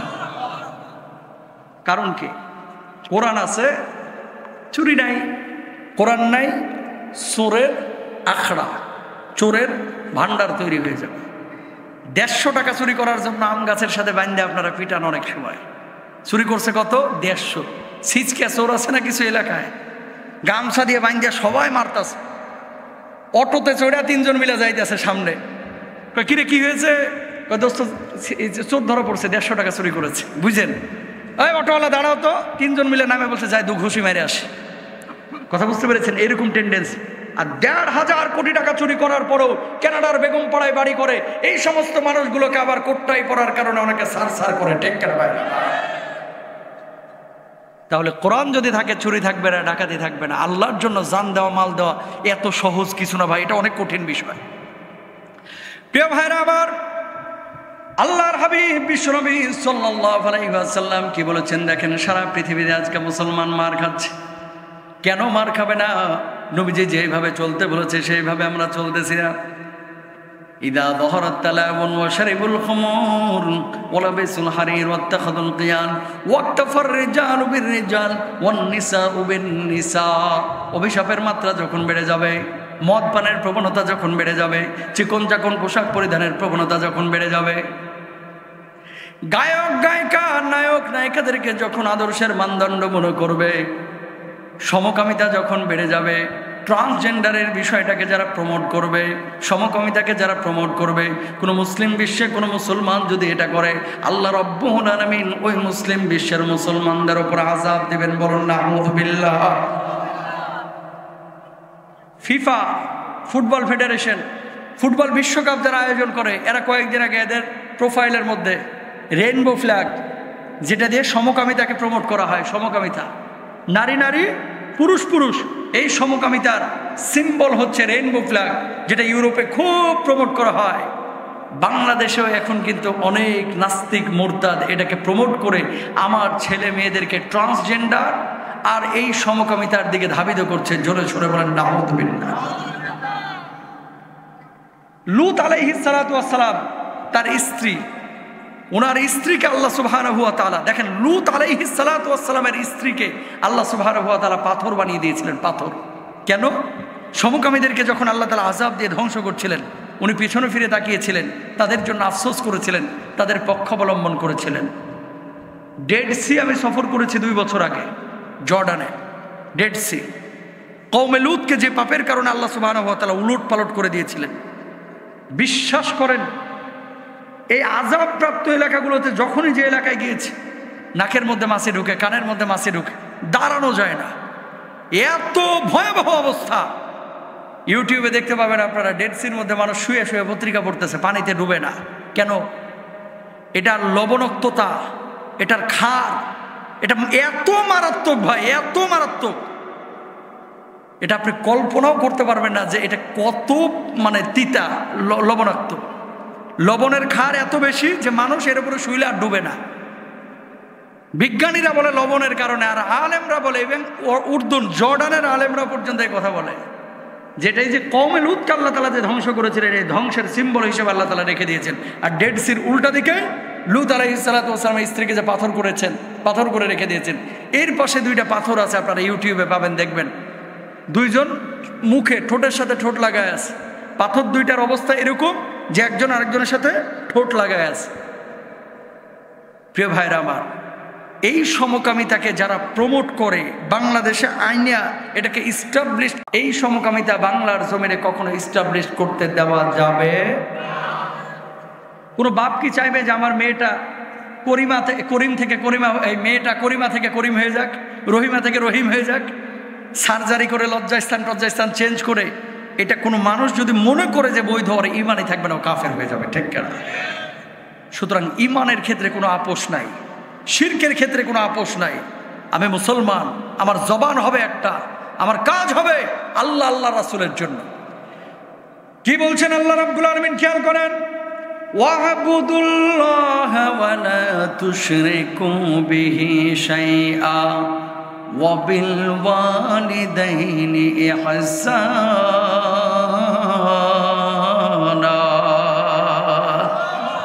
আল্লাহ রাব্বুল আলামিন বললেন আল্লাহর ইবাদত করো। মুআয বিন জাবাল রাদিয়াল্লাহু তাআলা আনহু আল্লাহর হাবিব বিশ্বনবী সাল্লাল্লাহু আলাইহি ওয়াসাল্লামের সঙ্গে হেঁটে যাচ্ছেন এক জায়গায়। এমন মুহূর্তে আল্লাহর নবী বললেন, মুআয, আল্লাহর উপরে তোমার কিছু হক আছে, তুমি জানো নাকি? তোমার উপর আল্লাহর কিছু হক আছে, তুমি জানো নাকি? মুআয জবাব দিলেন, ইয়া রাসূলুল্লাহ, আল্লাহ আল্লাহ নবী সব চাইতে ভালো জানেন আল্লাহর উপর আমার হক কি, আর আমার উপর আল্লাহর হক। তোমার উপর আল্লাহর হক হচ্ছে তুমি আল্লাহর ইবাদত করবা, আল্লাহর সঙ্গে কাউকে শরীক করবা না। আর তোমার উপরে আল্লাহর হকের পরে আল্লাহর উপরে তোমার হক হচ্ছে আল্লাহ রাব্বুল আলামিন এই কারণে তোমার জাহান্নামের আযাব থেকে মুক্ত করে আল্লাহ রাব্বুল আলামিন তোমার জান্নাতের ফয়সালা করে দিবেন। বলুন সুবহানাল্লাহ। এই জন্য প্রিয় ভাইরা আমার, দুনিয়ার জিন্দগিতে আল্লাহ রাব্বুল আলামিন ছাড়া কোনো মানুষের ইবাদত বندگی করা যাবে না, কোনো পীরের পূজা করা যাবে না, কবরের পূজা করা যাবে না, মাজারে সিজদা দেওয়া যাবে না, মাজারে দান করা যাবে না, মাজারের মধ্যে যায় কোনো কিছু নজর করা যাবে না, মানত করা যাবে না, শিরকি কোনো আচরণ করা যাবে না। ডাক্তার আপনারে ভালো করে এর মানে এই না যে ডাক্তার আপনাকে ভালো করার মূল মালিক। ডাক্তার ওসিলা হিসেবে, মাধ্যম হিসেবে কাজ করে, যিনি ভালো করেন তিনি কে? وَإِذَا مَرِضْتُ فَهُوَ يَشْفِينِ।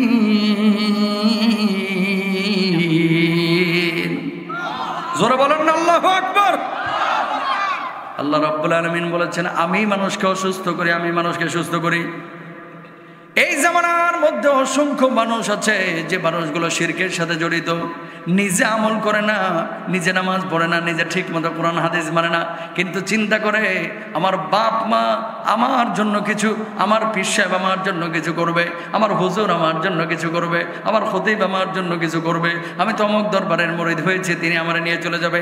না ভাই, কোনো পীর সাহেব, কোনো হুজুর আপনারা জান্নাতে নিতে পারবেন। আল্লাহ রাব্বুল আলামিন কি বলছেন খেয়াল করেন, ইয়াউমা লা ইয়ানফাউ মালু ওয়ালা বানুন।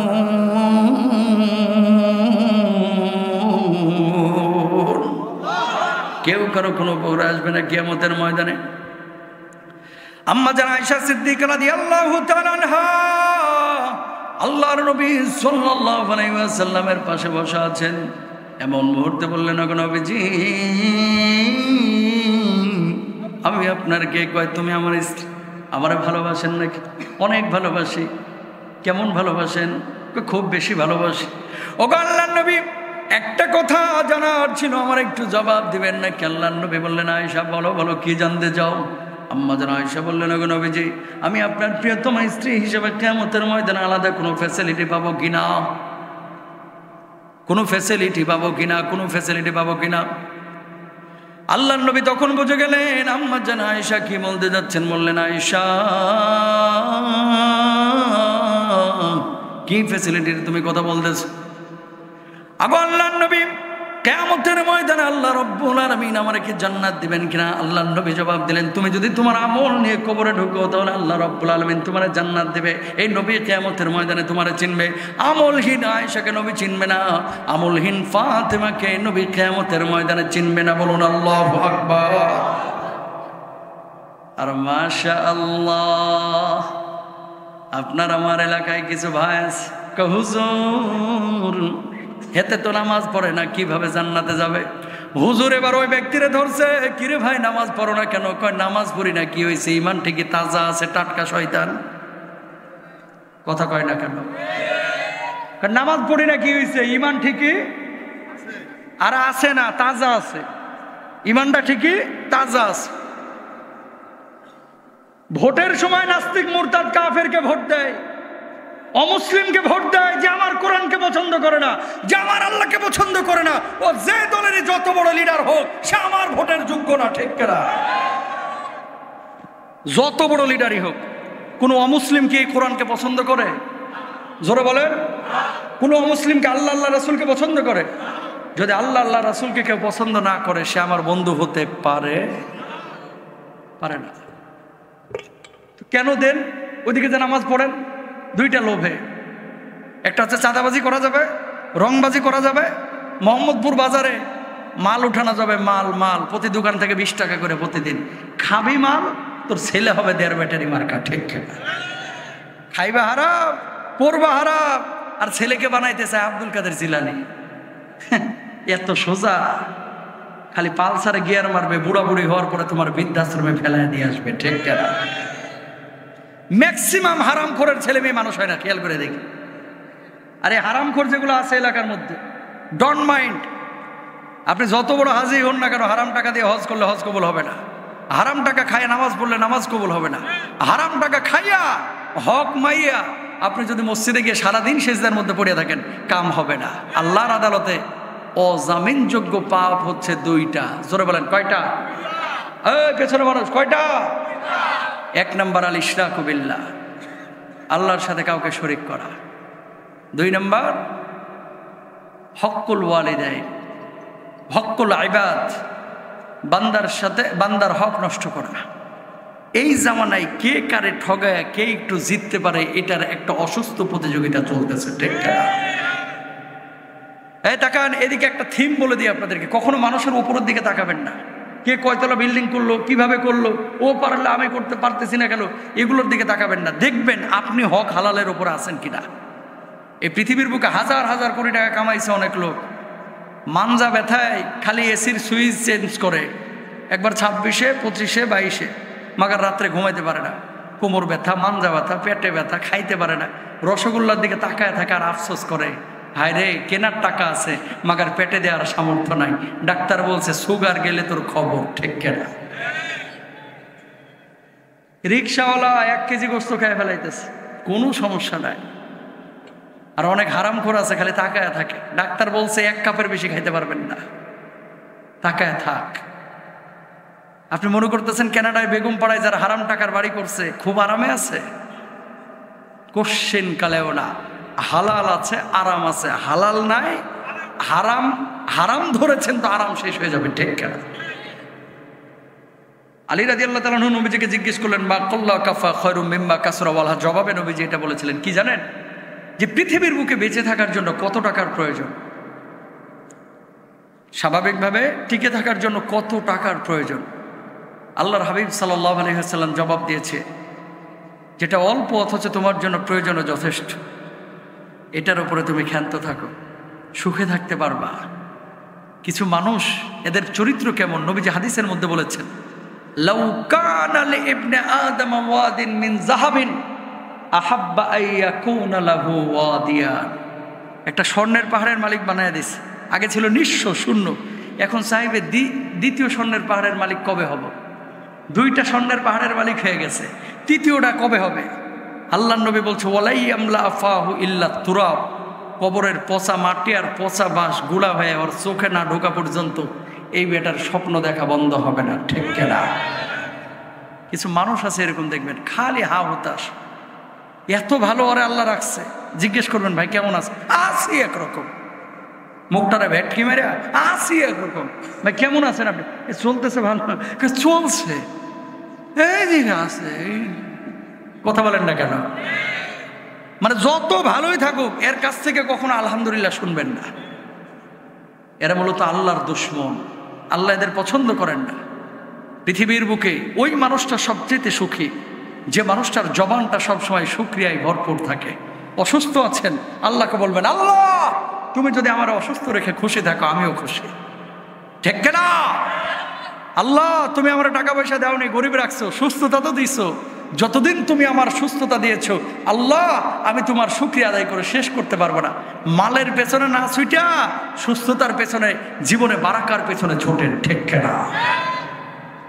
প্রিয় ভাইরা আমার, তাহলে জীবনে হিসাব নিকাশ এটা করতে হবে। সুখী কারা? যারা শুকরিয়া আদায় করে সবসময়। সুখী কারা? যারা ধৈর্য ধারণ করে। সুখী কারা? যারা অল্পতে তুষ্ট। সুখী কারা? যারা মানুষকে ক্ষমা করে দিতে পারে। এই মানুষগুলো সবচাইতে জ্বালার মধ্যে থাকে, যারা মানুষকে ক্ষমা করতে পারে না। প্রতিশোধের স্পৃহা যাদের ভিতরে জ্বলমান থাকে, এই মানুষগুলো ভালো থাকে না। আর একটা কথা আপনাদেরকে বলে যায়, পৃথিবীর বুকে কেউ আপনাকে নিঃস্বার্থ ভালোবাসে না ভাই, আপনার অবস্থানকে ভালোবাসে, আপনাকে না। এমপি যতদিন ছিল এলাকা দিয়ে গেলে ওরে বাপ রে বাপ, 1.5 ঘন্টা রোদের ভিতরে দাঁড়ায় ছিল, স্যারকে সালাম দেবে। আজকে ওই এমপির এমন অবস্থা, এলাকার মধ্যে ভয়ে আসতে পারে, আইলি ধরে পুলিশের হাতে দিবে। কথা বলেন না কেন? হদিসই নাই তো বুঝেন। চেয়ারম্যান যতদিন চেয়ারম্যানগিরি করে সালাম কালাম আছে, হুজুর যতদিন খতিবগিরি করে, বক্তাগিরি করতে পারে, সালাম কালাম আছে। যেদিন হুজুর বোবা হয়ে যাবে, মোহাম্মদপুর বাজারে এসে চা চাইলে কবে চাপ ভাই চাপ, চিনবে না মানুষ। মানুষ মানুষের অবস্থানকে ভালোবাসে। আর তোমাদের যে বন্ধুরা খালি পালসারে গিয়ার মারো মিয়া, বন্ধুত্ব ততক্ষণ যতক্ষণ মাল আছে। মাল 7 বন্ধুর পিছনে খরচ করো, দেখবা তোমার বন্ধু নাই, অভাব হবে না। মানে মাল খসাইতে পারলে, খরচ করতে পারলে বন্ধুর অভাব নাই। মাল খরচ করতে পারবে না, তোমার কেউ পাত্তা দিবে না, বেল দিবে না, ঠিক না? আর তোমাদের কিছু বন্ধু বান্ধব পাইবা, দেখবা মোহাম্মদপুর বাজারে যা পুরি খাইছো, মিষ্টি খাইছো, প্রতিদিন তোমারই খালি বিল দেওয়া হয়। এতারা কোনোদিন বিল দিবে না। আর কিছু আল্লাহর ওলি আছে, খায় একসাথে 20 জন, খাওয়া শেষ হ্যাঁ মোবাইল নিয়ে ব্যস্ত, মানে বিল দেওয়ার নিয়ত নাই। কথা কন না কেন? মোবাইল টিপে ব্যস্ত, খুব ব্যস্ত। স্যারে পিএইচডি করতেছে। এই পৃথিবীর বুকে কেউ যদি নিঃস্বার্থ আপনারা ভালোবাসে, আপনার মা, আপনার মা, আপনার মা, এরপর আপনার বাপ, আর কেউ না। হুমা জান্নাতুকা ওয়া নার। বাবা মা আপনার জান্নাত, বাবা মা আপনার জাহান্নাম। বাপ মাকে খুশি রাখবেন, আল্লাহর জান্নাতে যাবেন। বাপ মাকে অখুশি রাখবেন, আল্লাহর জাহান্নামে যাবেন। ভাই 10:30 বাজে, তাড়াতাড়ি ফোন দেন তো। আসতেছে, রওনা দিছে, আর ফোন দেন। প্রিয় ভাইরা আমার, আল জান্নাতু তাহতা আকদামিল উম্মাহাত, মায়ের পায়ের নিচে সন্তানের বেহেশত। বিশ্বনবী সাল্লাল্লাহু আলাইহি ওয়াসাল্লাম কয়েকজন সাহাবীকে জিহাদে যাওয়ার জন্য পারমিশন দিলেন, যে তোমরা জিহাদের ময়দানে যাও। একজন সাহাবীকে আল্লাহর নবী পারমিশন দিচ্ছেন না। কেন? ওই সাহাবী বললেন, ইয়া রাসূলুল্লাহ, সমস্ত সাহাবীদেরকে জিহাদে যাওয়ার জন্য পারমিশন দিলেন, কিন্তু আমার পারমিশন কেন দিচ্ছেন না? আল্লাহর নবী জবাব দিলেন, সাহাবীরে, তোর ঘরের মধ্যে বুড়িমা আছে, সেই বুড়িমার খেদমত করবি। ওরা তো জিহাদের ময়দানে গিয়ে অনেক সওয়াব পাবে, আমি তো সেই সওয়াব পাবো না। আল্লাহর হাবিব সাল্লাল্লাহু আলাইহি ওয়াসাল্লাম জবাব দিলেন, ওরা জিহাদের ময়দানে গিয়ে যুদ্ধ করে যে সওয়াব পাবে, আল্লাহ রাব্বুল আলামিন তোর মায়ের খেদমত করার কারণে তোর আমলনামায় সেই সওয়াবের ব্যবস্থা করে দিবে। আর আসতে বলেন সুবহানাল্লাহ। আসমা বিনত আবু বকর রাদিয়াল্লাহু তাআলা আনহা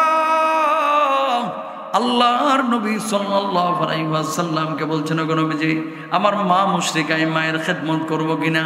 আল্লাহর নবী জবাব দিলেন, মা যদি মুশরিকা হয়, মা যদি কাফেরা হয়, মা যদি অমুসলিমাও হয়, তারপরেও তার খেদমত করতে হবে। কারণ আল্লাহ রাব্বুল আলামিন মা বাপের খেদমতের জন্য আদেশ করেছেন।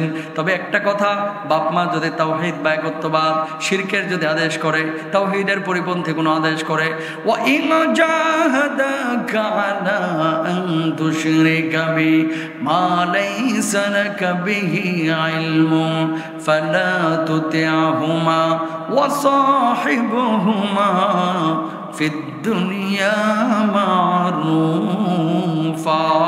আল্লাহু আকবার। বাপ মা যদি এমন কোন আদেশ করে যে আদেশটা ইসলামের পরিপন্থী, কোরআনের পরিপন্থী, সুন্নাহর পরিপন্থী, এরকম কোন আদেশ মানা যাবে? এই জামানার কিছু বাপ মারও দোষ আছে। আজকে দেখেন, আগারগাঁওয়ের বৃদ্ধাশ্রমে যান, ঢাকা সিটির বিভিন্ন বৃদ্ধাশ্রমে যান, একজন হুজুরের বাপ মাকে হয়তো বা পাবেন না, হাজার হাজার ডাক্তার ইঞ্জিনিয়ারের বাপ মাকে পাবেন। কারণটা কি? কারণটা কি? ডাক্তার ইঞ্জিনিয়ার বানাচ্ছি ঠিক আছে, কিন্তু ছেলেটাকে নৈতিক শিক্ষা, ইসলামের যে মৌলিক বিষয়গুলো আছে, এই মৌলিক শিক্ষাগুলো দিচ্ছি না। আপনি ডাক্তার বানান, ইঞ্জিনিয়ার বানান, কোনো সমস্যা নাই, কিন্তু দ্বীনের মৌলিক শিক্ষাগুলো অবশ্যই আপনাকে দিতে হবে। লিল্লাহে তাকবীর, লিল্লাহে তাকবীর। আল্লাহ কবুল করুন, বলুন আমিন। আমাদের আজকের পরবর্তী আলোচক আমাদের ভাইজান বন্ধুবর মুফতি মোহাম্মদ আলী সাহেব ইতিমধ্যে মঞ্চে পৌঁছে গেছেন। আমার অত্যন্ত শ্রদ্ধার